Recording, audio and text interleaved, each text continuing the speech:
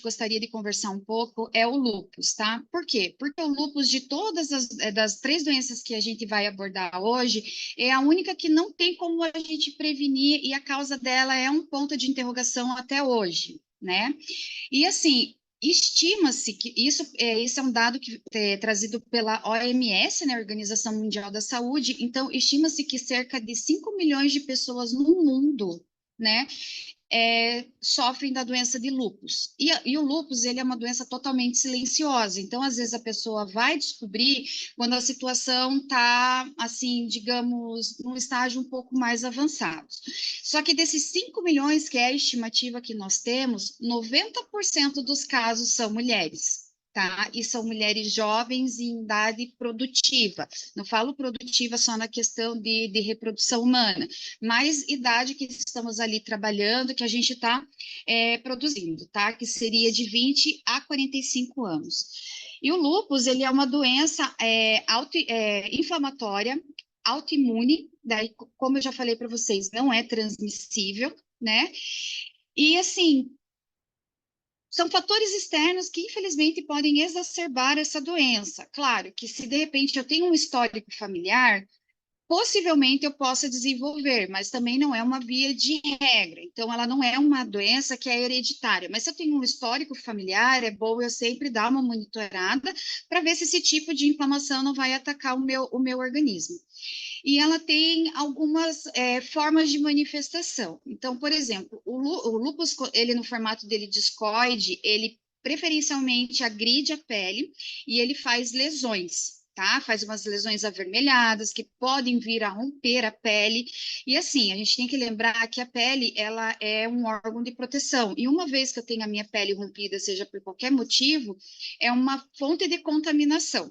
Né? Agora, imagine você com a pele toda vermelha, cheia de bolhas e bolhas rompidas. É complicado.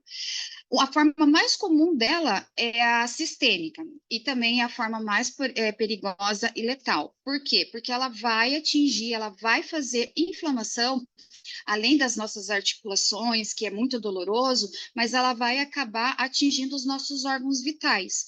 Então, hoje, se a gente pegar estudos aí, o número de transplantes ocasionados por falência de órgão por causa de lúpus é um número que, infelizmente, vem crescendo. Então, os transplantes mais comuns são fígado e rim, mas não impede que o lúpus ataque outro órgão vital aí da gente. Então, por isso que isso é muito preocupante e a gente precisa falar sobre, tá? Mas o lúpus, quando ele é sistêmico, ele também pode atacar a pele, mas não é uma via de regra. E existe uma forma raríssima, que é o lúpus neonatal, que é quando a mãe, infelizmente, passa o lúpus para a criança na fase neonatal.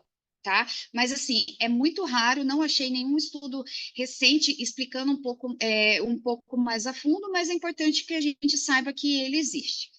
Então, como eu falei para vocês, a causa dele é incerta, ele pode ser ocasionado por fatores hormonais, infecciosos, pode ser genéticos, né? Pode ser por fatores ambientais. E uma coisa muito interessante que eu achei, pesquisando, dando uma relembrada aí para apresentar para vocês, são os fatores que podem exacerbar o lúpus, que é a exposição solar sem proteção e de forma sem controle, né? O sol, ele faz muito bem, mas a gente tem que saber utilizá-lo e usá-lo com proteção. Ele pode ser por alguma infecção que a gente está tendo no nosso corpo, independente da infecção. Isso pode ser uma porta de exacerbação, porque a partir do momento que eu tenho uma doença que ela é autoimune, é o nosso corpo lutando contra nós mesmos, né? Se a gente for traduzir por miúdos. Então, isso a gente tem que cuidar. Não vou falar numa infecção simples, estou com uma dor de garganta, mas infecções mais severas, né? Infecções renais, coisas do gênero. E alguns medicamentos também, que daí seria o lúpus medicamentoso, que, em teoria, quando para de tomar o medicamento, cessa a doença.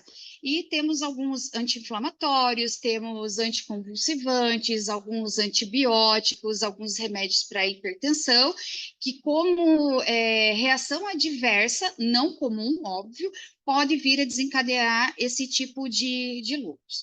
E o diagnóstico dele, ele é o exame físico, né? Então, a gente tem que ter um médico com uma destreza para poder fazer esse exame físico. Através de exames de sangue, que são os marcadores inflamatórios. Dependendo do tipo do lúpus, dá para se diagnosticar com o auxílio fechar o diagnóstico com a utilização do raio-x. Também pode ser feito através de biópsia ou até mesmo do exame urinário.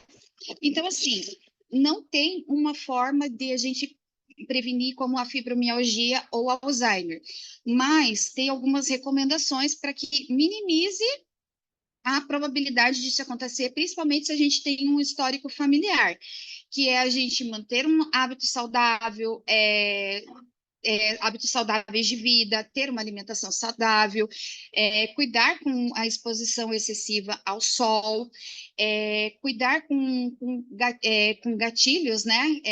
Que o sol, pelo que a OMS traz para a gente, ele é o principal gatilho de exacerbação da doença, tá? Fazer check-ups regularmente, eu não sei como que funciona aí para vocês, mas é ideal que a gente faça check-up uma vez no ano. Eu não sei como que é a acessibilidade, porque aqui a gente tem o Sistema Único de Saúde, não sei como que funciona aí, mas vale a pena investir na nossa saúde, né? Afinal, somos mães, mulheres, filhos, irmãs, né? E temos os fatores de riscos, né? Que é a idade, é o gênero, só que mais comumente ele acomete mais mulheres de etnias negras, tá? Não achei uma explicação plausível para isso, mas quem são as maiores acometidas são pessoas negras. Em se falando de Brasil, nós estamos falando de um país ultramiscigenado, né? Então, não é porque a minha pele pode ser mais clara que eu não tenho toda a minha genética dos meus antepassados lá, que são negros, então posso ser, sim, um risco de vida. Compartilhando um pouco com vocês da minha experiência na área hospitalar, já vi pacientes serem submetidos a transplante de pâncreas e fígado em decorrência do lúpus, tá? E assim, como a doença ela é autoimune, os medicamentos que se tomam depois, para que o corpo não tenha rejeição, eles já não fazem o mesmo efeito devido à exacerbação do lúpus. Então, assim, é uma doença bem complicada. Então, monitorar e se de repente vir a descobrir o quanto antes possível para que o tratamento seja feito o quanto antes possível. Você quer acrescentar alguma coisa? Marcos, quer acrescentar alguma coisa? Alguém tem alguma pergunta para fazer, alguma história para compartilhar sobre o lúpus? Eu tenho uma pergunta. Pode perguntar. O lúpus, ele é autoimune, mas assim, todos os fatores em geral que são inflamatórios, eles podem aumentar a chance de ter o lúpus. Por exemplo, assim, alimentação, estresse, blá, blá, blá, tudo aquelas coisas que aumentam a Pode, inflamação, tá? pode. E Tudo, por porque assim, exemplo, desculpa, Cami, a gente observa assim que os estudos mais recentes, eles falam muito sobre a inflamação do nosso corpo, mas não é porque eu estou passando por um processo inflamatório. Isso vem da minha alimentação ruim, do meu estilo de vida ruim, e tanto é que a obesidade, ela está diretamente ligada a esses processos inflamatórios que a gente vai fazendo no nosso corpo por comer indiscriminadamente e não ter um hábito de vida saudável. entendi. E eu não sei se Daí, nos só artigos que complementando, a gente também pode relembrar sobre um dos grandes trending topics na saúde hoje em dia, que são as doenças crônicas não transmissíveis, né? Então, elas são fatores de risco entre elas, se a gente for analisar direitinho, são doenças como, por exemplo, né, hipertensão arterial sistêmica, né, o acidente vascular cerebral, diabetes, a obesidade. Todas essas doenças, elas são fatores de risco entre si, e além disso, elas conversam em relação às prevenções, né? Então, um estilo de vida mais saudável, onde você se afasta do uso do cigarro, onde você se afasta do uso excessivo de álcool, você tem uma prática de alimentação saudável e você não é sedentário, você já se protege de várias doenças. E além disso, só, né, para complementar o que a Jennifer falou, você ainda se previne nesse sentido de, né, de estar menos exposto também. O que você ia comentar, Cami? Eu ia perguntar sobre o principal sintoma, se existe algum relato nos estudos. Tipo, quando uma pessoa procura um médico, assim, o que normalmente Então, o que é o relato comum? geralmente são quando ela não é na pele que dá para ser visível, né? Mas geralmente são dores articulares, né? Que daí acabam indo para um reumatologista e quadro febril, né? Porque assim é uma doença inflamatória, então dependendo de como ela tá apresentando quadro febril e fortes dores articulares. Mas assim, não sei se eu não achei essa informação se o sistêmico pode acontecer de não ter uma dor articular. Eu acho que não, porque não estava descrito na literatura a qual eu estava dando uma atualizada. Então, assim, a gente se movimenta, né? Então, se começa a doer, fazer o inchaço, chama mais atenção, diferente de uma hipertensão, de uma pressão alta, né? Que muitas vezes a pessoa vai descobrir, a pressão está super lá em cima, porque também é uma doença infecciosa e ela não te dá, muitas vezes ela não te dá sinal nenhum. Nenhum, a pessoa vai descobrir porque de repente foi numa consulta de rotina, ou aquele dia que está mais quente ou mais frio teve um discreto mal-estar. Então, é por isso que a gente bate muito na tecla, justamente por serem doenças que vão se manifestando de forma silenciosa. Por isso que é tão importante a informação, né?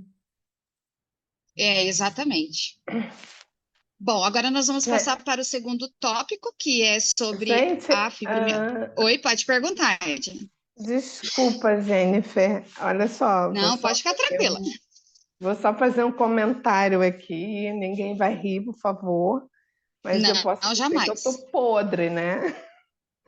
Porque tudo que a Luísa falou e vocês falaram, tipo assim, eu sou negra e, tipo, estou acima do peso.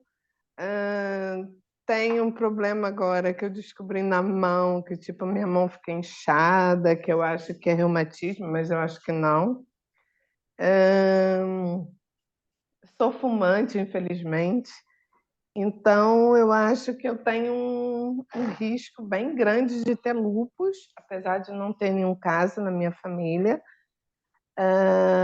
E isso é muito preocupante, porque, tipo assim, são coisas que a gente não dá muita atenção e a gente só começa a dar um pouco mais de atenção quando a gente começa a ver os sinais, como vocês comentaram aí, como vocês falaram. E, tipo assim, cara, Exatamente. eu já tô numa idade, tipo, eu ainda tenho uma idade produtiva, mas eu fico muito preocupada, porque são coisas muito silenciosas, né? Como pressão alta, essas coisas todas. Eu tenho tudo isso, tá? Então, por isso que eu tô bem preocupada. Tá, mas não vai pôr na tua cabeça, porque você tem uma etnia, uma descendência negra que você fuma, que você é hipertensa, que você vai desenvolver, por favor. Tenta mudar Não, um pouquinho não, o hábito mas. de vida. Vamos tentar largar o cigarro, que isso é bem importante, né? Isso daí Ah, já é, vai ainda ajudar mais um bom aqui, minha filha, que pedaço. cigarro é caro pra caramba. Mas, Ah, então, ó, vamos lá. tem uma economia no bolso. Pois é. Bom, vamos lá. Vamos se cuidar, mocinha. Vamos Nós dar vamos passar para seguimento. Nós vamos passar então para o segundo tópico que o Marcos vai conversar com vocês, tá? Fiquem à vontade para fazer pergunta. Então, boa noite, pessoal. Eu sou o Marcos, agradeço primeiro a oportunidade de estar aqui, né, como agradecer o tempo, também agradeço a oportunidade, acho que é um projeto bem interessante, né, que acontece e muito legal. Então, vamos lá. A fibromialgia, tá, ela é uma doença que ela acomete 2,5% da população mundial, então é bastante gente, por mais que seja uma doença que é pouco conversada, né. Dessa porcentagem, de 75% a 90% dos casos ocorrem em mulheres nas idades entre 35 a 50 anos, tá? Mas ela também é uma doença que acontece em idosos, em crianças, em homens, é bem variado, mas o principal grupo é o feminino de 35 a 50 anos. Ela é uma doença que ela se manifesta por dor, né? O principal sintoma dela é dor corporal, assim, no corpo todo. A pessoa, às vezes, não sabe diferenciar se é uma dor articular, se é uma dor muscular, mas ela sente dor. Ela também pode ter casos de insônia, problema com sono, sintomas de fadiga. Na memória e na concentração, ela também pode ter problemas, decorrência de não conseguir dormir direito por conta da dor. Ela é uma doença que ela funciona, é como se o cérebro ele não conseguisse interpretar direito o estímulo da dor e ele sofresse uma sobrecarga. Então, qualquer toque que tu encosta na pessoa, qualquer coisa para ela seria como se fosse muito forte. E ela sente muita dor por isso. Então, quando ela está deitada na cama, ela vai sentir dor porque está com a pressão do corpo ali, e isso vai acarretando todos esses sintomas, né? A emoção, ela também é uma coisa que afeta muito na fibromialgia, porque nossas emoções, né, quando a gente está triste, quando a gente está feliz, isso também afeta como o nosso cérebro interpreta a dor. Então, se a gente está num dia muito animado, está muito feliz e, sei lá, bate o dedo na quina ali da estante, a gente não vai sentir tanta dor quanto se a gente já está num dia triste, já está para baixo, a gente vai bater o dedinho ali e vai parecer que caiu o pé fora. Então, para essas pessoas que elas já têm esse mau funcionamento ali no jeito que o cérebro interpreta esse estímulo, para ela é muito fácil desenvolver uma depressão. Então, até 50% dos casos de fibromialgia, as pessoas acabam desenvolvendo depressão. E isso é uma coisa que vai contribuir para a piora dos sintomas. Porque se a pessoa ela acaba desenvolvendo a depressão, quando ela está triste, ela sente mais dor, ela já tem uma doença que ela sente dor constantemente, ela fica triste e ali vai se criando uma bola de neve, como se fosse, né? Ela não é uma doença, ela não tem cura, né? Ela tem um tratamento, tendo um estilo de vida saudável, praticando exercícios, tu consegue controlar melhor essa dor que a pessoa sente, e ela também tem tratamento medicamentoso, né? Mas ela não é uma doença que ela é fatal. Então ela é mais tranquilo, tu consegue tratar ela e conduzir essa dor, ela é menos preocupante, assim. Claro que ela é uma doença que afeta muito, e até em exames, eu vi ali nos estudos, né, que as pessoas fazendo a ressonância magnética, elas perceberam essa alteração do funcionamento do cérebro. Então, antigamente, muita gente dizia que era bobeira, que a pessoa está exagerando, mas não, depois de se fazerem esses testes, esses estudos, se comprovou que as pessoas com fibromialgia têm uma alteração perceptível, assim, a pessoa consegue ver a exames. O exame para o diagnóstico dela é exame clínico, então existem, eu acho que é uma escala com 18 pontos de dor, né? E se a pessoa referir dor em pelo menos 11 deles, ela tem esse diagnóstico. Outra coisa, o tratamento dela, né, o tratamento medicamentoso, ele é feito com antidepressivos e anticonvulsionantes. Por quê? Porque eles agem no próprio cérebro, nos neurotransmissores que... Me fugiu a palavra. Nos neurotransmissores que interpretam a dor. Então, eles aumentam os neurotransmissores que diminuem o nível de dor ali, né? Porque, por exemplo, como ela não é uma doença inflamatória igual o lúpus, se a gente tomar um anti-inflamatório, ele não vai ajudar. Por mais que a pessoa que tem fibromialgia sinta dor, ela não, um remédio para dor, um analgésico, ele não vai acabar ajudando. Então, o tratamento ele é feito a partir desses remédios que funcionam diretamente ali no cérebro, né? No funcionamento do cérebro. Outra coisa que também é bem usada, tá, no tratamento da fibromialgia é a terapia cognitiva comportamental. Já é uma parte mais da psicologia, mas é um tratamento que o psicólogo, junto com o paciente, vai trabalhar sobre o jeito que ele vê o mundo e que ele responde às coisas que acontecem à volta dele. Então, por exemplo, às vezes a pessoa está ali num dia que ela não está muito legal, ela chega no trabalho, o chefe dela, não sei, não dormiu muito bem, chega lá e desconta todos os problemas naquela pessoa. Quando ela não está preparada para isso, ela vai reagir de uma forma muito ruim, vai sentir muita dor por causa da doença. Então, esse fato do chefe dela ter descontado as coisas nela vai ser visto de uma forma muito pior e vai acarretar de um jeito muito ruim no dia dela. Então, essa terapia ela trabalha justamente isso, a forma com que ela percebe as coisas que acontecem na volta e tenta abster, não levar tanto assim para o coração, né? Não se ofender tanto, para poder ter esse manejo da própria doença, né? Porque, igual falado, né? Quando a pessoa ela tá triste, ela sente mais dor. Então, se ela consegue manejar os sentimentos dela de uma forma melhor, ela consegue diminuir a sensação dolorosa, né? E isso aí, associado a ter um estilo de vida saudável, a manter uma prática regular de exercícios, vai ajudar muito a pessoa a não sentir tanto os sintomas da dor. E acredito que é isso. Alguém quer perguntar alguma coisa? Tem alguma dúvida? Eu quero fazer um complemento aí na fala do nosso querido aluno Marcos, né?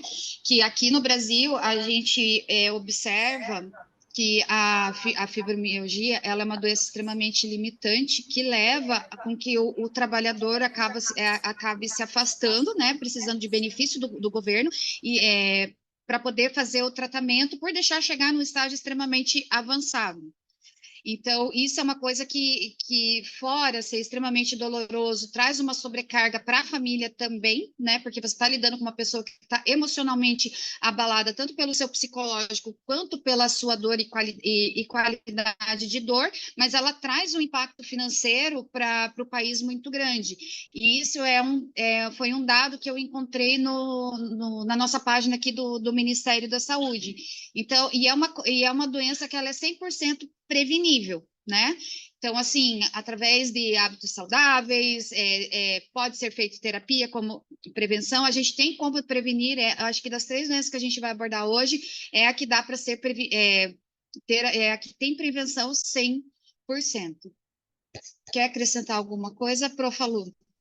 É importante a gente acrescentar também que as pessoas que têm a fibromialgia, ela vai ter um impacto muito severo, tanto na sua saúde física quanto na sua saúde mental.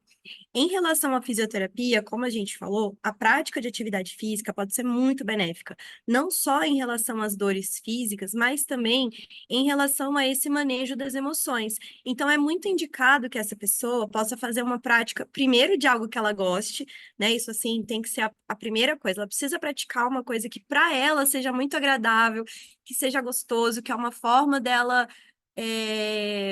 Poder focar em outra coisa. Mas se ela puder, né, se for possível que ela goste e que ela faça práticas como, por exemplo, o Pilates, que além de todo o benefício físico, ainda tem um momento de atenção plena, né? Porque no Pilates você precisa necessariamente prestar muita atenção nos seus movimentos, na sua respiração. Então, além de trabalhar o corpo, além de trabalhar o físico, também trabalha a atenção plena, que é uma outra estratégia que pode ser utilizada para esses pacientes, não só por meio de atividades físicas como o Pilates, mas também em atividades como o mindfulness e a meditação.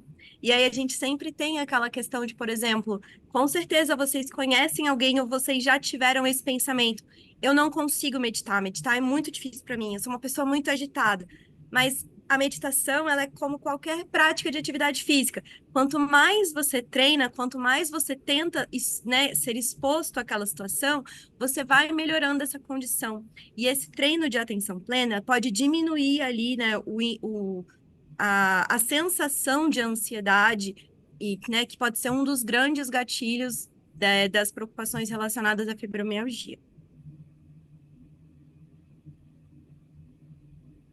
Acho que a ansiedade, ela está super presente já há alguns anos, né? Eu acho que é uma das patologias mais faladas atualmente, mas as pessoas não têm essa percepção do quanto ela começa pequena, mas se você não cuida, ela pode se transformar em várias outras doenças, né? Então, eu acho que tão importante quanto falar, né, falar das doenças, a gente mostrar a característica de cada uma delas, é sempre voltar ao ponto o quanto é importante a gente cuidar da nossa saúde de forma geral, né? Não só física, mas emocional. Exatamente. E ainda em 2024, a gente se depara com discursos falando que doenças psicológicas, emocionais, é coisa de gente fraca, gente, não é. E isso já está provado por A mais B, que não é frescura, é um processo químico que acontece no nosso cérebro, então a gente precisa dessa atenção. E assim, chega a ser tão severo que a fibromialgia é uma coisa que começa psicologicamente e ela se somatiza, né? Então é isso que a gente tem que levar para frente e sempre bater na mesma tecla, porque não é brincadeira. E vale lembrar também, pessoal, que se a gente fizer um exercício aí de lembrança, antes de 2019, né, antes da pandemia, era um tabu falar sobre doenças mentais, era um tabu você falar sobre depressão, como a Jennifer falou, as pessoas, elas negligenciam o cuidado da saúde mental. A gente teve aí uma conversa sobre Janeiro Branco, que foi muito positivo, mas infelizmente nós ainda temos pessoas que têm esse estigma com a saúde mental. Então, é importante a gente lembrar que, assim, a pandemia foi uma grande janela para se conversar sobre isso, porque todo mundo estava em sofrimento junto, né? Passamos por muitas coisas, isso em todo canto do mundo, e cada pessoa teve uma forma de reagir com aquilo. Então, nós conseguimos falar mais sobre, né, o cuidado da mente. Mas ainda é importante frisar que, infelizmente, tem pessoas que não têm esse respeito. Então, só frisando, cuidar da mente, fazer terapia não é coisa de gente maluca. Pelo contrário, é coisa de gente que está cuidando da sua saúde mental. Então, se você nunca fez um acompanhamento psicológico, talvez seja um bom momento de você iniciar esse processo, porque quando a gente vai para a terapia, não é só porque a gente tem um problema. Muitas vezes a gente não sabe. Existem pessoas que não sabem identificar ou falar ou expor os seus sentimentos. Mas aí você vai para aprender mais sobre si, você vai aprender mais como você funciona, como você reage. Fica essa dica aí. Estamos plantando a sementinha, gente. Alguém Eu gostaria de gosto fazer sempre alguma de. pergunta? Ah, desculpa. Oi, Núbia, Só desculpa. um comentário. Eu tenho, né? Eu faço acompanhamento social e nós estamos na associação, ah, os acompanhamentos psicológicos e a gente sempre dizer assim, aqui na Bélgica, principalmente os brasileiros, assim, eu não sou louco para ir em psicólogo. Esse não, você não é esse nível. Você está indo para conversar. Todo mundo deveria ir fazer uma terapia. Para doido, se for o caso, é um psiquiatra, mas não é também, né? Então, eu sempre tento trabalhar assim para tirar essa barreira que existe, que eu não vou num psicólogo, eu não vou numa terapia, porque eu não, né? Essa coisa que claro aí, né? E que a pandemia, bem lembrado, Luiz, é que veio para dizer assim, não, todos precisamos de ter esse momento de terapia, cada vez mais. E é importante a gente falar também o seguinte, uma forma, né, de abordar esse assunto é a gente falar diferente da seguinte forma. Existe o neurologista, que ele é o profissional, que ele trabalha com o cérebro, com o funcionamento ali da nossa máquina.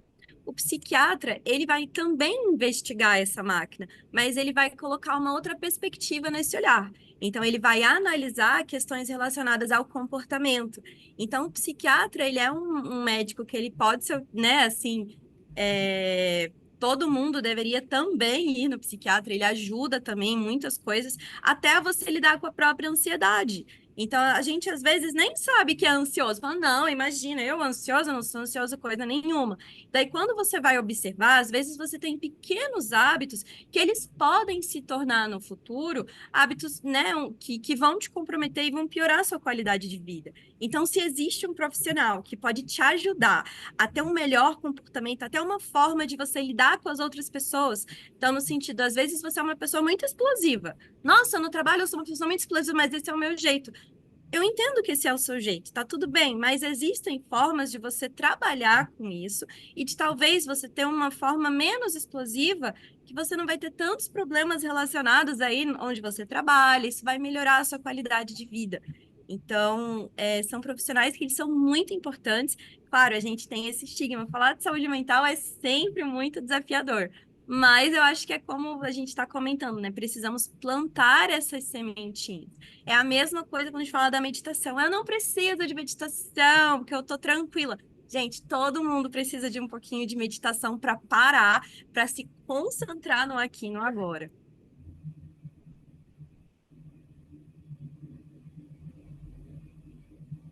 Ó, o Léo comentou aqui no chat, fez um comentário bem interessante. Ele falou assim: super importante mesmo, pessoal. A minha companheira trata depressão há 8 anos e não é fácil. É tão pesado e tão difícil quanto qualquer condição física. Acompanho de perto ela esses anos e sou muito grato pelos psicos e psiquiatras. É isso aí, Léo. A gente precisa, então, desse reforço, né, para conduzir. E parabéns aí, porque o companheiro, né, as pessoas que estão em volta, as nossas redes de apoio, eles são importantes também e também merecem essa nossa atenção e esse nosso cuidado. Então, desejo tudo de bom aí para sua companheira. Espero que ela, né, consiga cada vez melhorar e parabéns aí pela sua cumplicidade e obrigada aí pelo comentário. Vai sim. Oi, tem um comentário também, aqui é a Suelen, tudo bem? Vocês me ouvem? Sim. Ah, tá. Primeiramente, obrigada, meninas, tá sendo ótimo o assunto abordado e tá sendo ótimo ouvir um assunto em português também. Eu tô aqui achando maravilhoso. Enfim, eu só um comentário assim que quando eu trabalhava no Brasil, numa indústria farmacêutica, em um setor com 10 pessoas, nós tínhamos 3 meninas com fibromialgia. Eu nunca tinha conhecido ninguém antes que tinha fibromialgia e 3, né, colegas minhas era notável assim a diferença da pessoa que fazia todo um acompanhamento com um psicólogo, fazia exercícios físicos, fazia o pilates, fazia regrada alimentação, tudo mais, a diferença, né, dessa pessoa para as outras que acabavam não seguindo, né, as recomendações, tanto assim, no número de faltas, infelizmente, né, por estar muito mal, de dor, não conseguir trabalhar, de ir ao hospital e tal, e de estar lá, que você vê o sofrimento da pessoa, você está trabalhando ali, né, e vê que realmente eu imagino que não deve ser nada fácil, que elas sofriam muito, assim. E eu via realmente a diferença da pessoa que era mais regrada ali, né, nos hábitos de vida e tudo mais.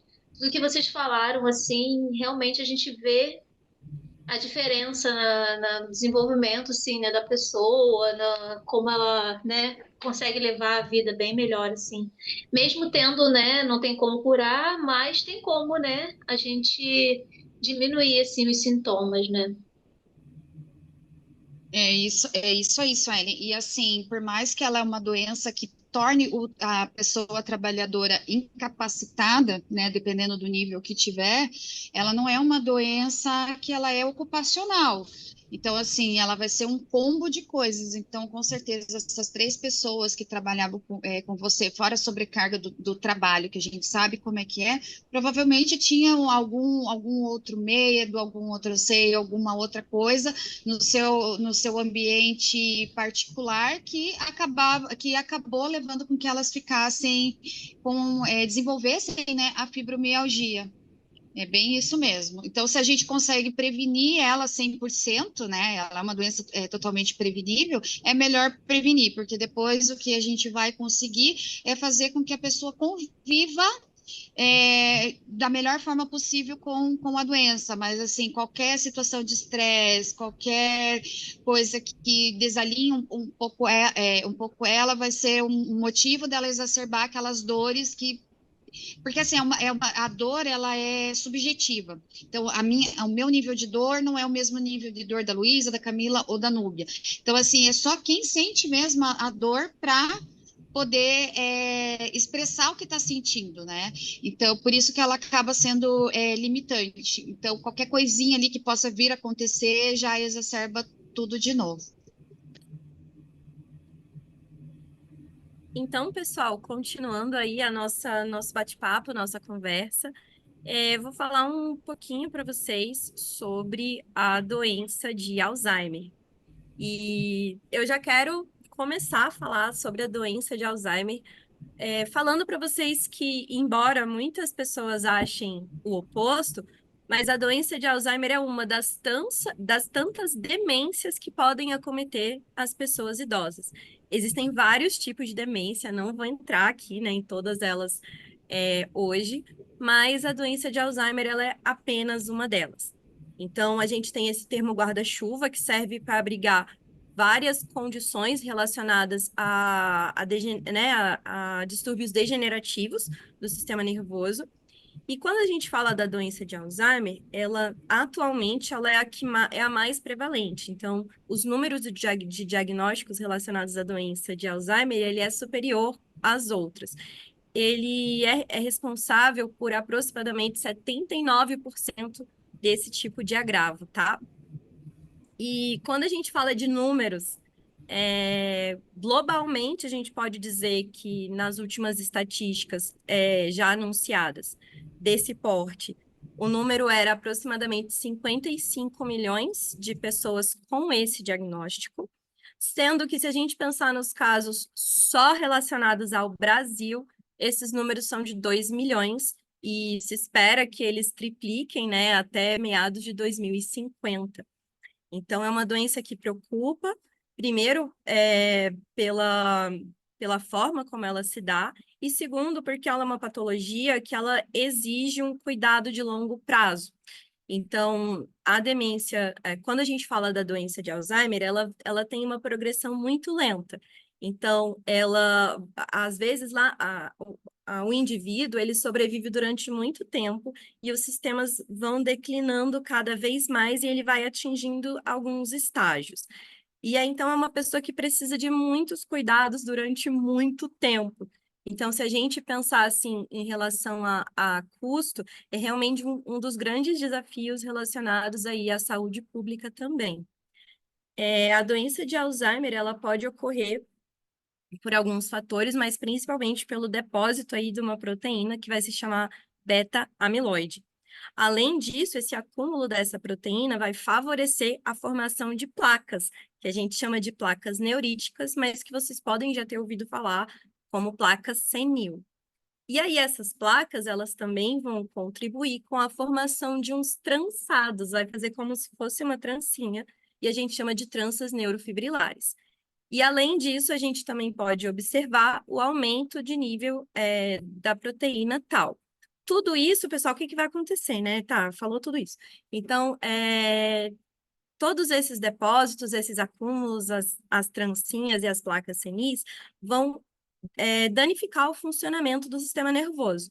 Então, as informações, elas não vão se comunicar de uma forma muito efetiva no nosso cérebro. E o nosso cérebro, ele tem abrigado nele uma série de funções que a gente vai chamar de funções cognitivas. Então, aos poucos, né, e conforme a doença vai progredindo, o nosso cérebro, ele vai tendo essas lesões nesses pontos e comprometendo algumas dessas funções. Então, como eu falei para vocês, a doença de Alzheimer, ela pode acontecer em alguns estágios. O primeiro estágio a gente chama de pré-demência. Parece engraçado falar, mas sim, existe um processo que ele é pré-demencial. Quando o indivíduo ele começa a apresentar alguns pequenos sinais. Então, você vai perceber uma pessoa que ficou um pouquinho mais esquecida. Então, outra coisa, pessoal, muito importante a gente falar. A memória é um dos principais sinais quando a gente fala de doença de Alzheimer. Tanto é que todo mundo tem. Vocês já ouviram falar alguém falando assim: nossa, tem que ter cuidado com a memória porque o alemão está chegando. Então, a memória ela é o mais comum dos sinais que as pessoas conhecem. Mas quando a gente fala de memória, existem vários tipos de memória. E a memória que começa a dar os primeiros sinais é a memória de curto prazo, é uma memória de coisas que acontecem agora. Então, por exemplo, eu esqueci onde eu guardei a minha garrafinha de água. Eu vim aqui, fiz tudo, mas esqueci onde ficou minha garrafinha de água. Meu Deus, eu acabei de guardar essa garrafa, onde é que tá? Então, não, calma aí, é um primeiro sinal. Aos pouquinhos, então, vai ter essa perda da memória recente e podem ocorrer também alguns sinais comportamentais, como a irritabilidade, mudança, né, muito brusca de comportamento, e algumas pessoas podem até desenvolver sintomas depressivos. Vai passando esse tempo, só que assim, nesse período pré-demencial, o indivíduo, ele não experiencia um momento onde ele vai ter muitos danos relacionados à sua qualidade de vida. Ele vai continuar morando, conseguindo manejar a sua própria vida sem a ajuda de terceiros. À medida que essa doença vai progredindo e que essas placas vão se formando e vão comprometendo aí a comunicação entre os nossos neurônios, esse comprometimento cognitivo ele vai aumentando. E aí você pode observar outros sinais. Então, outro sinal que é muito frequente é a desorientação. Então, por exemplo, todos os dias eu saio da minha casa e venho na Unicuritiba. De repente eu me perco. Daí eu ligo, Marcos, eu não sei como é que faz para ir para a Unicuritiba, como é que eu faço? Profa, mas você está vindo de um lugar diferente? Não, estou vindo da minha casa. E onde é que você está? Nossa, não faço ideia, não sei onde é essa rua. Então, a pessoa começa a se mostrar com dificuldades de orientação em lugares que antes eram conhecidos. Claro que em situação de mudança, seja de cidade, de país, né, como a situação de vocês, você tem que considerar que o lugar onde ela se perde tem que ser conhecido, é um lugar que ela vai sempre, né? Então, no meu caso, é o meu trabalho, esse trajeto eu né, tenho que saber ele certinho. E além disso, essa pessoa ela vai tendo um comprometimento em tomada de decisão. Então, nem sempre ela tem decisões muito assertivas, às vezes ela precisa de ajuda de um terceiro para tomar decisões mais importantes.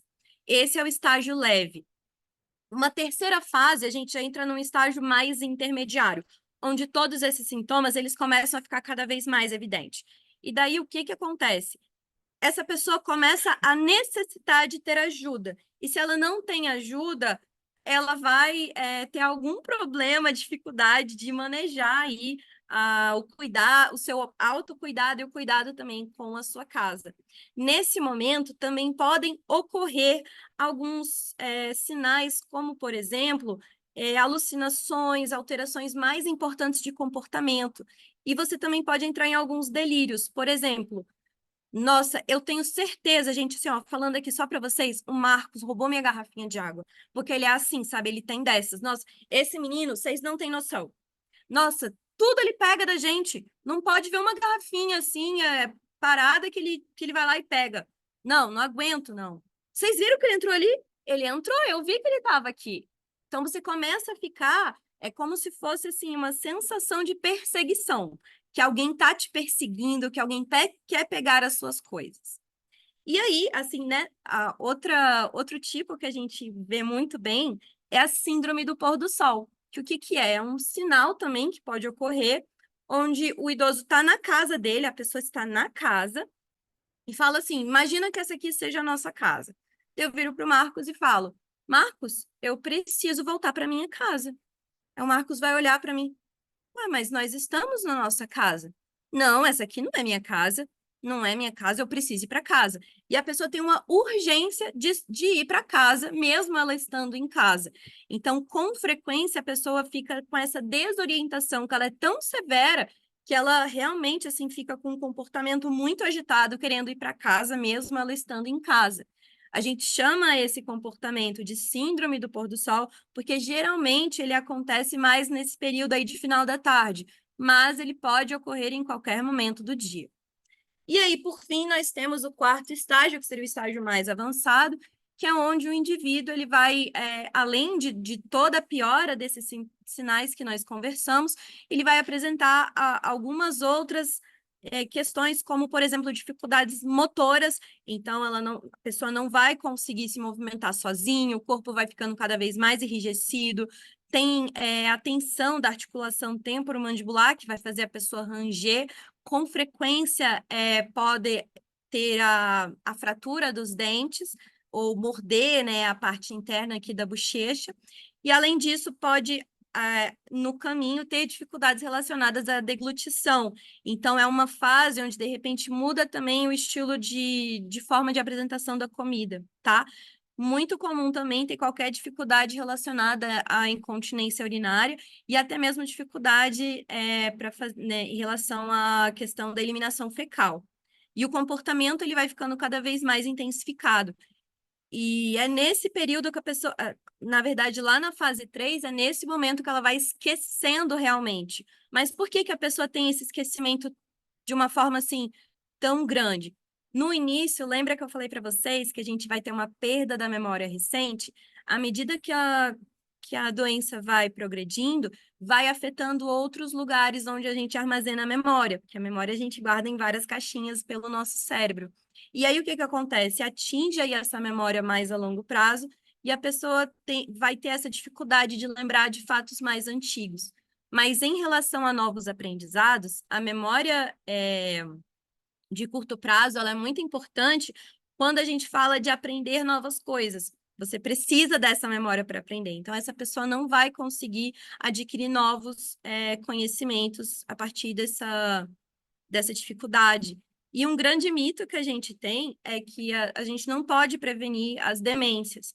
Pessoal, nós podemos sim prevenir as demências. Na verdade, um grande desafio que a gente tem é que a gente só observa a demência na pessoa quando esse estágio já está muito mais, já está no terceiro, no segundo estágio.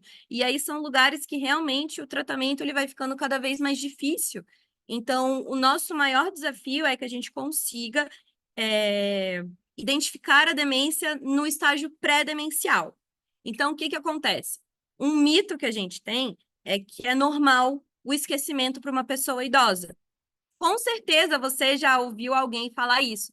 Não, é normal, a mamãe, ela tá muito cansada, mas assim, trabalhou muito a vida toda dela, então agora é o momento dela descansar, dela ficar mais quietinha. E assim, a mamãe tá esquecidinha, mas é coisa da idade, né? Você sabe, a pessoa vai ficando esquecida, isso é normal. Não, o esquecimento, ele não é normal. Claro, à medida que o nosso corpo vai envelhecendo, que a gente vai, né, entrando aí nesse momento da velhice, o nosso cérebro ele vai mudando um pouquinho alguns componentes, o que pode favorecer casos de esquecimento. Mas todo esquecimento deveria ser investigado por um geriatra, que é o médico responsável por acompanhar o nosso processo do envelhecimento.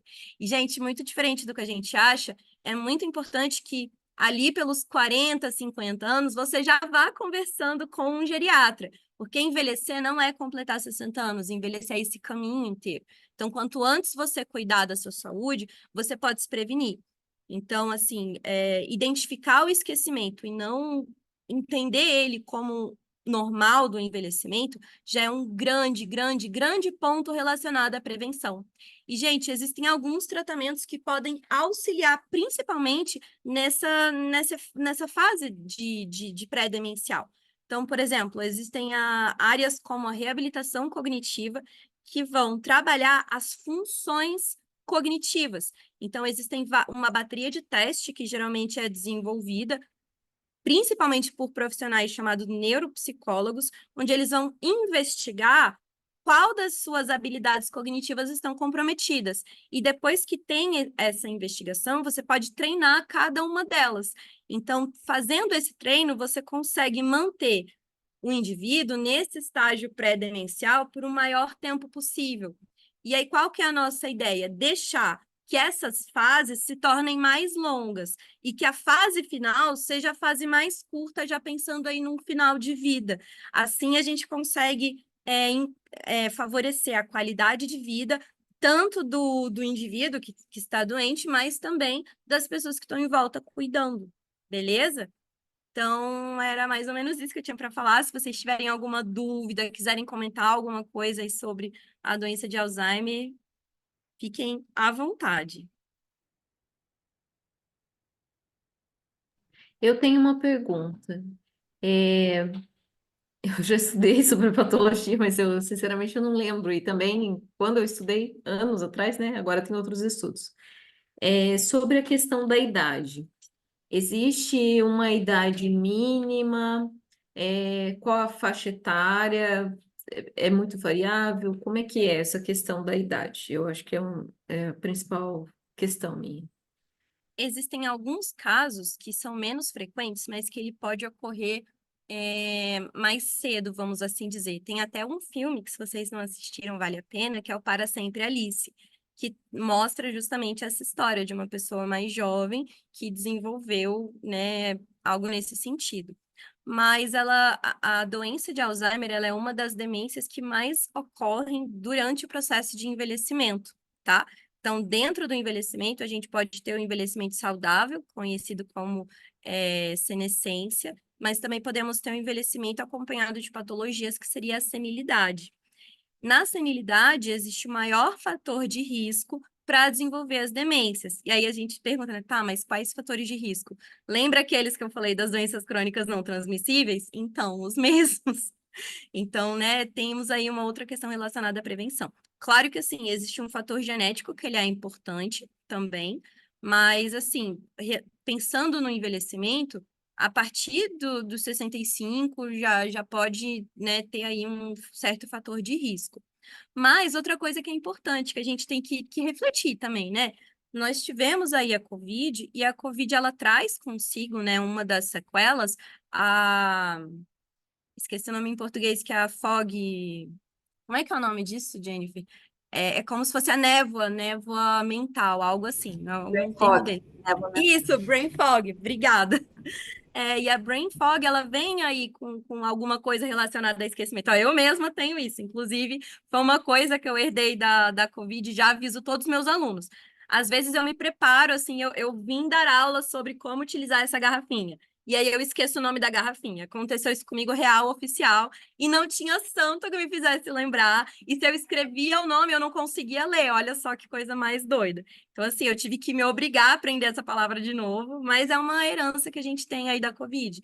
Então, assim, hoje, claro que a gente tem que ficar atento aos esquecimentos, mas também a gente não precisa ficar muito, vamos dizer assim, ter uma preocupação extensa porque você tem esses esquecimentos, porque infelizmente, né, a gente tem aí essa questão relacionada a alguns efeitos da Covid. E essas conversas que nós temos sobre esse projeto, né, que a Jennifer toca maravilhosamente bem, serve justamente para a gente falar de prevenção. Então, a primeira parte da prevenção é você educar, é você conversar sobre.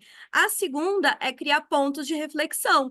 Então, se você tem hábitos de vida como, por exemplo, você fuma, você de repente está exposto a grandes quantidades de álcool, você não faz uma atividade física, você não tem uma alimentação saudável, talvez seja o momento de você refletir e de ressignificar esse momento, né, iniciando hábitos saudáveis que vão te proteger.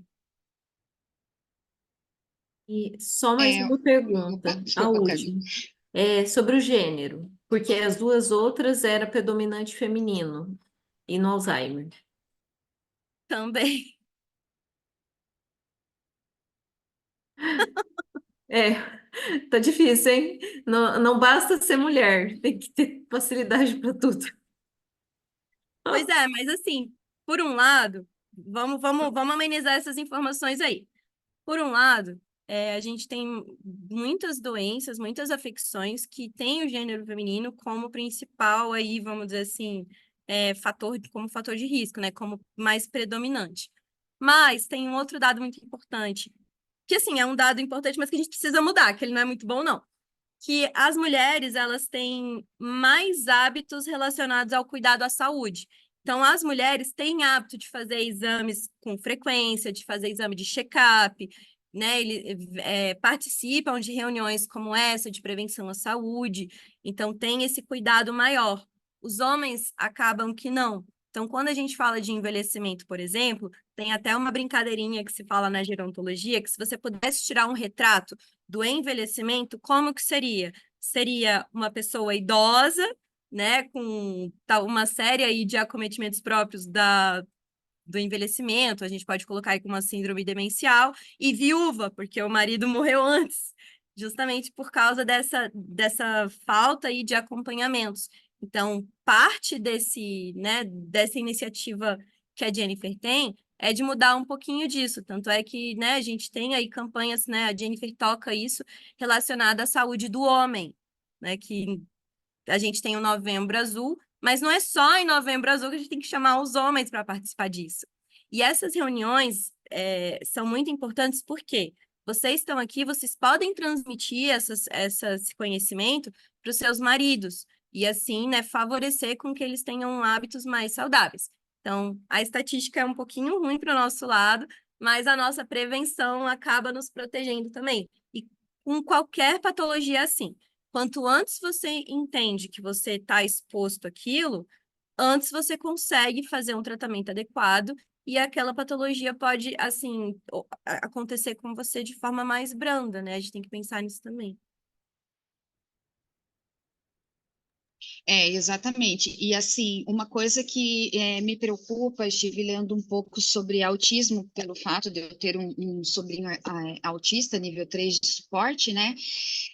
Que, assim, tem alguns estudos que já falam sobre o que a gente está consumindo de informação, principalmente essa criançada aí que assiste nada com coisa nenhuma. Quais os impactos que isso vai trazer na vida adulta, na terceira idade das pessoas? Porque uma das formas de prevenção de doenças cognitivas e demenciais, falando de uma forma geral, é justamente treinar o cérebro, né? Não só com a Luísa, que sabe falar muito melhor do que eu, acho que ela pode complementar. Porque, assim, que geralmente o psicólogo, o psiquiatra ou até o neurologista fala? Que a gente fala que a gente tem que, assim como a gente condiciona os nossos músculos do corpo, a gente tem que condicionar o nosso cérebro. Porém, o que a gente tem que absorver? Coisas que são úteis e coisas que são positivas. E hoje a gente vê que está descaradamente muita informação ruim, um excesso de informação que faz um termo que eu nem sei se é muito legal de se usar, que é a obesidade mental, que são aquelas informações que você vai acabar absorvendo e não vai ser utilizado, e aquilo ali vai ficar ocupando uma parte do teu cérebro que poderia ser desenvolvido para outra coisa, e isso veio a calhar hoje também com o aumento do índice de crianças que não têm o autismo, mas desenvolvem comportamento autista. Tá? Então, assim, a preocupação hoje, uma das preocupações hoje é como que serão esse adulto, esse adolescente lá no futuro. Então, isso dá para trazer para a gente também, porque se a gente está usando o nosso cérebro de uma forma totalmente errada, isso também é muito, muito preocupante. E querendo ou não, a gente está ainda numa fase que somos chamados de adultos jovens, então toda essa bagagem pesada que está vindo aí para trás, a gente vai ter que lidar futuramente. Não é, Lu? Maravilhoso. Isso que a Jennifer falou, pessoal, é muito importante de fazer reflexão, principalmente, né, porque muitas das pessoas que fazem parte aí desse grupo maravilhoso são mães e cuidam, então, né, dos seus filhos. Quando a gente fala das doenças crônicas não transmissíveis, tem um dado muito interessante, né, não que seja bom, mas é interessante, que algumas dessas doenças estão ocorrendo com uma certa frequência já na infância. Então, se você pensar que a infância é o momento onde aquele indivíduo está se formando, então ele forma toda a sua questão emocional, toda a sua questão comportamental. Então, nessa fase da vida, a gente precisa ter muito cuidado com a formação que a gente dá para ele. Então, hoje em dia, infelizmente, a gente vê crianças obesas, crianças que não têm hábitos saudáveis. Aí a gente pode também falar sobre assuntos como a exposição de tela. E hoje a gente já discute isso como uma questão de vício, né? Como um uso com uma certa, assim, um uso que chega a prejudicar a saúde. Tem se discutido muito o uso de telas na psiquiatria. E sempre, né, assim, a- os jovens, eles são uma parcela muito acometida disso. Meu namorado, ele trabalha, né, numa escola e todo ano eu vou lá fazer uma campanha sobre o uso de telas. Porque os alunos, eles, né, tem muitos ali que são realmente diagnosticados com o vício de telas. Então, quanto mais a criança ela é exposta a coisa de criança, é melhor. Eu digo isso por quê? Porque hoje em dia a criança e o adolescente são expostos a informações demais, como a Jennifer falou. Então, ele começa a ter preocupações que não são típicas de uma pessoa nessa idade. Ele não tem condições mentais, ele não tem condições cognitivas e não tem condição comportamental de lidar com determinadas informações. E isso vai causar uma série de dificuldades para aquela criança, vai ter reações muito exacerbadas. Então, esse cuidado com as crianças, ele é importante. Então, se a gente pensar aí nas doenças crônicas não transmissíveis, elas infelizmente já estão mais frequentes ali no final da infância para a adolescência. E aí é o que a Jennifer falou. Que tipo de adulto essa criança que já tem uma doença crônica não transmissível vai ser? E que tipo de idoso ele vai ser. E só para complementar e fechar a minha fala, A OMS ela já fez uma nota sobre a questão relacionada aos anos com capacidade funcional. Então, nós estamos com maior expectativa de vida, porque estamos vivendo cada vez mais anos, né? Então, nós somos longevos. Porém, o número de anos disfuncionais aumentou também. Então, assim, meio que não adianta nada, né? Porque não adianta nada você ter uma vida longa se você tem uma grande parte dela disfuncional. Muito disso se dá por transtornos mentais, mas também, né, por outros tipos de acometimento. Então, a gente tem uma série de campanhas realizadas pela OMS que se dão sobre esses temas. E aí, se alguém quer complementar, alguém tem alguma dúvida? Eu vou só falar uma coisa para vocês que me Opa, surpreendeu. desculpa, peraí que eu não tô te ouvindo. Pronto. Eu vou falar para vocês uma coisa que me surpreendeu quando eu vim para cá. É um pouquinho diferente, o choque de cultura, a questão da língua, e sim. Mas eu tive a oportunidade de como eu não estou trabalhando com físico, eu acabo fazendo outras coisas. Eu fui trabalhar de babysitter em algumas casas e eu tive a oportunidade de ver a diferença de cultura em relação às casas de brasileiros e a casa que é mista, com pai europeu, mãe brasileira, enfim, vice-versa. Mas as crianças aqui, eles têm um controle muito, pelo menos das que eu vi e do que eu sei, as crianças têm muito mais, os pais têm muito mais controle sobre essa questão de telas. Então, por exemplo, teve uma casa que eu fui que as crianças elas podiam assistir 2 horas por semana de televisão. E eles, o Maravilha. menino tinha 12 anos e não tinha celular, sabe? Ou, por exemplo, assim, as crianças aqui andam de transporte às vezes sozinha, elas até têm celular e um dia me chamou a atenção, era aquele celular que a gente usava lá no ano 2000, que só mandava SMS, fazer ligação, só para a mãe Uhum. saber onde a criança tá, entendeu? Para não ter todas essas informações que a gente tem acesso hoje. E uma coisa também que é muito legal é a questão dos jogos de mesa, jogos em grupo, em família. Aqui é uma coisa muito presente. E eu, sinceramente, eu estou super curtindo, porque eu acho que, infelizmente, até nós adultos, não só as crianças, a gente está se perdendo no meio disso. E às vezes eu fico pensando, a gente está perdendo a capacidade de se comunicar. E perder a oportunidade de estar com gente que a gente gosta, de compartilhar momentos legais. E, e me faz só ter mais e mais reflexões o quanto é importante estar escutando vocês, porque às vezes a gente precisa realmente essa sementinha todo dia. Se você não planta ou você não irriga ela, às vezes as coisas não desenrolam. Então, só agradecer para vocês, por vocês estarem aqui e terem compartilhado. Eu já tive acesso a algumas das informações, mas eu estou bem desatualizada. E é isso. Então, Cami, é bem isso. Eu acho que a gente tem que ter atividades, tipo esses jogos de tabuleiros, que nos desafiem, né? Intelectualmente, independente do nosso nível de instrução. Isso faz bem, é saudável e faz com que a gente cresça.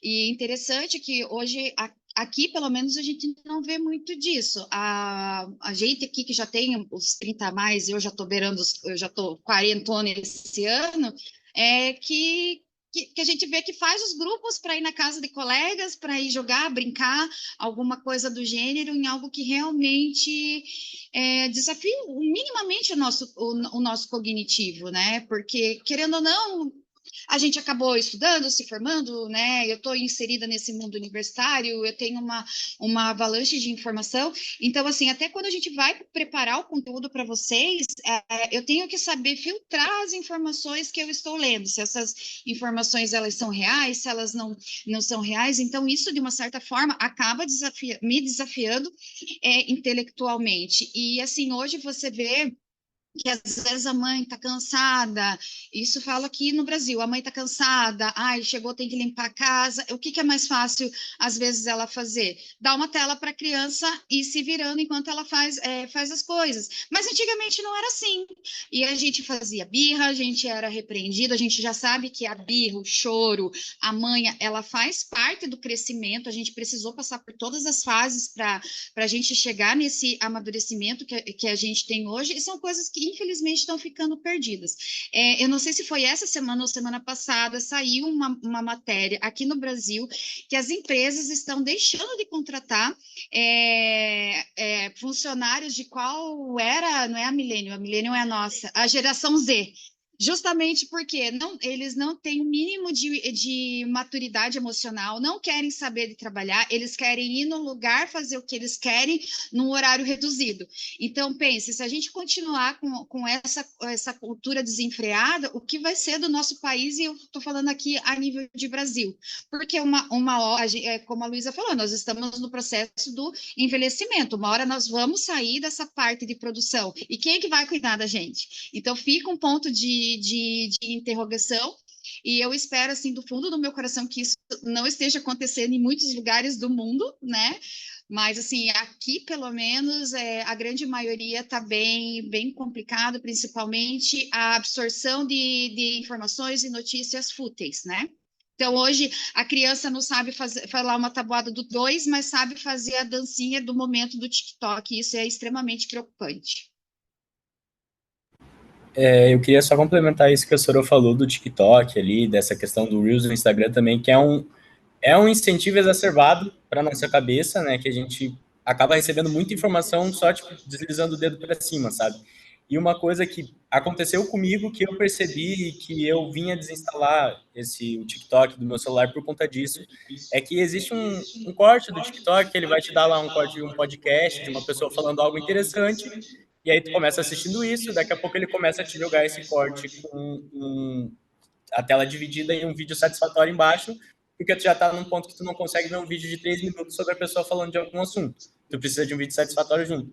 E eu mesmo cheguei no nível de que eu não conseguia assistir, sei lá, 10 segundos de um vídeo, mesmo com o vídeo satisfatório eu passava, porque eu não conseguia ficar parado, sabe? Então, foi uma coisa que eu olhei assim, eu vi uma pessoa falando disso no Twitter até, né? Falando sobre essa questão do TikTok, eu falei, cara, eu já tô nesse nível, tipo, o que eu vou fazer daqui para frente, sabe? Porque eu vejo muito, por exemplo, a geração passada, né, tipo meus pais, eles, sei lá, pegam uma cadeira, sentam no quintal e ficam tomando chimarrão e conversando, sabe? Tipo, para mim, na idade que eles têm, eu não consigo me ver fazendo isso, porque justamente por causa dessa dinâmica que é as coisas na internet hoje, né?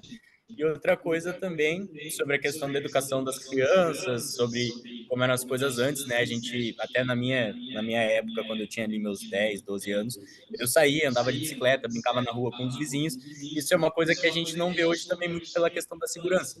Porque muitas crianças não fazem isso. Então, por exemplo, se uma criança de 10, 12 anos vai sair para a rua para brincar, ela não vai ter ninguém para brincar com ela, ela vai ficar sozinha e vulnerável.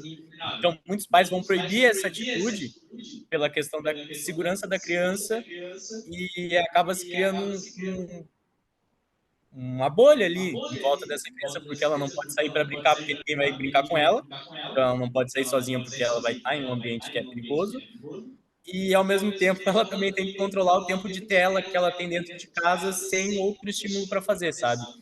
Então é uma questão bem importante assim, e são vários pontos, né? Porque a gente tem que, claro, controlar como as crianças são educadas hoje em dia, não dar esse incentivo da tela, não ter essa facilidade que é a criança só ficar perdida ali dentro da internet, vendo, sabe lá Deus o quê. Mas também a gente tem essa preocupação porque, sei lá, eu me vejo, por exemplo, se eu fosse pai de uma criança com 10 anos, eu também não deixaria ela ir na rua sozinha, sabe? Por uma questão de segurança. Então é uma linha muito tênue que a gente tem aí, né? É bem isso. Muitos comentários bem importantes e reflexões aí para a gente levar para essa semana e para os próximos dias. Gente, são 9h25 aqui, a gente vai encerrar, tá, a reunião, mas eu vou agradecer de novo Tá? Muito obrigado pelo tempo que vocês dedicaram para preparar o material. Eu sei que pesquisar não é fácil nesse mundo de informações que agora chega para gente. E eu sei que toma tempo e eu só tenho a agradecer vocês por estarem junto com a gente aí nesse projeto. E é isso. Então agora a gente vai dar uma descansadinha e vocês vão trabalhar mais um pouquinho aí. Cami, a gente também agradece a oportunidade e a confiança, né? Por mais que a gente precise se imergir na questão de pesquisa, até mesmo para a gente se atualizar, que às vezes é algum assunto que acaba passando batido aí no dia a dia, isso é muito grande muito crescente para nós poder compartilhar isso com vocês. E a nossa próxima conversa vai ser sobre saúde sexual da mulher, que nós vamos fazer já na última quarta-feira do mês de março. Então, quem puder participar, já fica aí o convite, e a gente vai fazer mais ou menos nesse estilo aqui, para conversar e interagir, para todo mundo participar e não ficar só aquele monólogo. Pessoal, obrigada também aí pelo convite, por estar aqui. A Jennifer, ela tá à frente aí esse projeto, ela sabe que ela pode contar comigo sempre que ela precisar. Vocês também, qualquer coisa, pode entrar em contato comigo. E eu tenho certeza que as próximas reuniões serão excelentes, sempre com temas de qualidade. Fernanda, alguma informação que você precisar de mais profunda, que você colocou aqui que tem fibromialgia, pode nos procurar, tá bom? Ficamos à disposição. Tá bom, obrigada. Bom, então encerramos. Obrigada a todas. Obrigada, Camila, aí, por levar esse projeto junto com as meninas. E então nos encontramos aí. Quem segue a gente nas redes sociais, prepare que o mês de março está cheio de coisas interessantes aí, aberto a todos, tá? Não